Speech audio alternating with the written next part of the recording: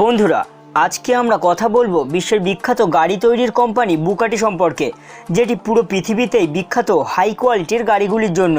আর Bugatti কোম্পানির গাড়িগুলোর design এমনই সুন্দর যে এগুলি নিয়ে তো কোনো কথাই হবে না। আর যিনি এই গাড়িটির কোম্পানি তৈরি করেছিল তিনি হলো এটোর বুগাটি। আসলে তিনি একটি শিল্পীর বংশে জন্মগ্রহণ করেছিল। তার বাবা কার্লো বুগাটি গয়না ও আসবাবপত্রের ডিজাইনের ওপরে কাজ করতেন। বুগাটির আজ পর্যন্ত পথ চলা খুবই সংঘর্ষপূর্ণ ছিল। একটা সময় ছিল যখন এই কোম্পানি ধ্বংস হতে বসেছিল, কিন্তু কি করে সেই কোম্পানি আবার পথ চলা শুরু করলো সেটি জানতে ভিডিওটি শেষ পর্যন্ত দেখুন। যদি এখনও আপনি আমাদের চ্যানেলটি সাবস্ক্রাইব না করে থাকেন তাহলে অবশ্যই চ্যানেলটি সাবস্ক্রাইব করে দেবেন আর বেল আইকনটা অলে সেট করে দেবেন, যাতে নতুন ভিডিওর নোটিফিকেশান সবার আগে আপনার কাছে পৌঁছে যায়। বুগাটি প্রথমে স্থাপিত হয় 108 বছর আগে ইটালির মলসেইন শহরে, কিন্তু পুরো পৃথিবীর লোকের কাছে দ্রুত পৌঁছাতে শুরু করে 1919-এর পর। প্রথমে বুগাটি প্যারিসের মোটর শোতে প্রথম 3টি গাড়ি জনসম্মুখে তুলে ধরে, যার মধ্যে প্রথম গাড়িটি ছিল বুগাটি টাইপ 13, যেটি অনেকটা স্পোর্টস গাড়ির মতো দেখতে ছিল।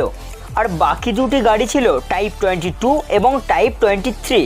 আর পরবর্তীকালে বুগাটির গাড়িগুলি রেসিং জগতে বেশ জনপ্রিয় হয়ে উঠেছিল। আর অনেকবার এই কোম্পানির গাড়িগুলি গ্র্যান্ড পিক্স মোটর রেসিংয়ে বিজয়ী হয়েছিল। আর একটা কথা বলে রাখি, বুগাটি টাইপ 35 গাড়িটি আজ অবধি সবথেকে বেশি রেসে জেতা গাড়িগুলির মধ্যে একটি বলে মনে করা হয়। টাইপ 35 গাড়িটি সে সময় প্রায় 2000-এরও কাছাকাছি রেস জিতেছিল। পরবর্তীকালে এটেরো বুগাটি প্লেন রেসিংয়ের দিকে নিজের ভাগ্য পরীক্ষা শুরু করে। তিনি বুগাটি 100P নামে একটি রেসিং প্লেনও তৈরি করেন। এরপর তিনি একটি ট্রেন নির্মাণ করেন যার নাম ছিল অটোরেল বুগাটি। এরই মধ্যে 1925-এ বুগাটি টাইপ 36 এবং 1929-এ বুগাটি 45 এবং 1939-এ বুগাটি টাইপ 64 ও এরপর আরও অনেক গাড়ি এসেছে। কিন্তু এরপর 1939-এ এটেরো বুগাটির ছেলে জন বুগাটির হঠাৎ মৃত্যু হয়ে যায়। জন সে সময় বুগাটি টাইপ 57 তৈরির কাজ করছিলেন।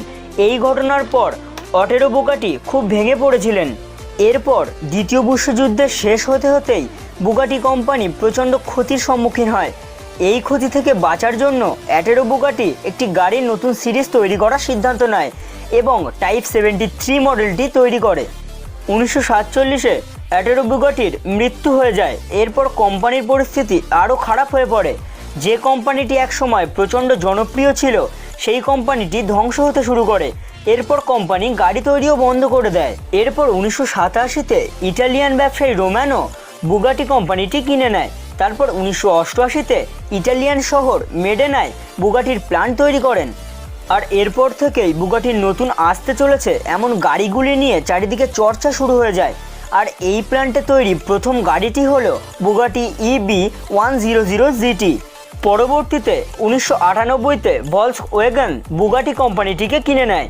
এরপর 2005-এ ভিরন গাড়ি তৈরির দিকে নজর দেয়, যা পুরো পৃথিবীতে খুব জনপ্রিয় হয়ে ওঠে। 2015 সালে বুগাটি শেষ ভিরন গাড়ি বিক্রি করে এবং তারপর শিরন গাড়ির প্রতি কাজ করা শুরু করে দেয়। 2016 সালে জেনেভা মোটর শোতে এই গাড়িটি সর্বপ্রথম জনসম্মুখে আনা হয়।